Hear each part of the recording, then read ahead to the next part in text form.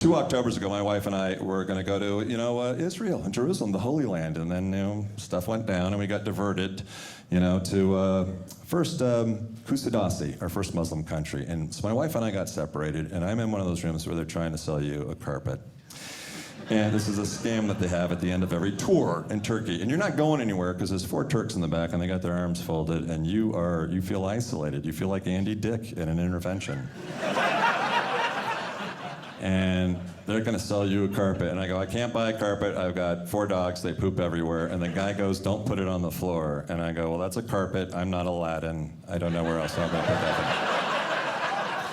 in. So the next day, we're now in Turkey.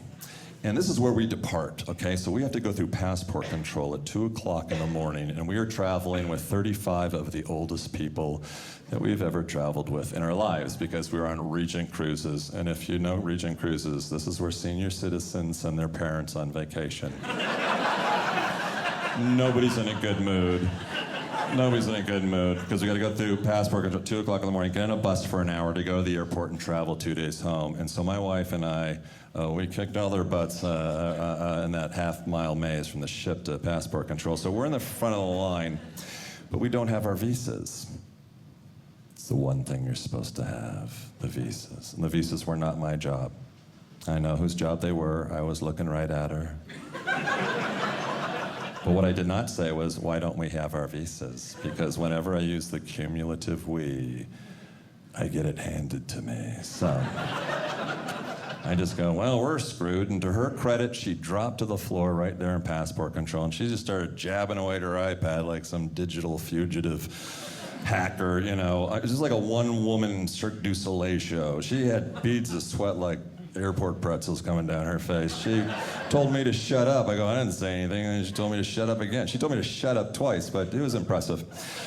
She gets us our visas, but when we got on that bus, all them old people were already there, and the lights are turned out, so all you can see is the whites of their eyes and some of the red, and they were not happy. They were looking at me like I just changed the channel from Fox News to Soul Train.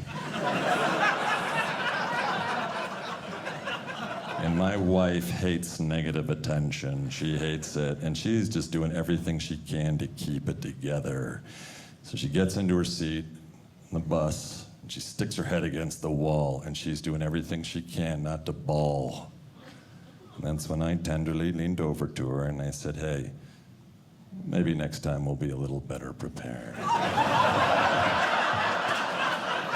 That's what you got to do to your soulmate, the love of your life. Well, you have to wait until they're vulnerable, and that's when you get them. Listen, you guys have all been great. Thank you so very, very, very much. That's a lot.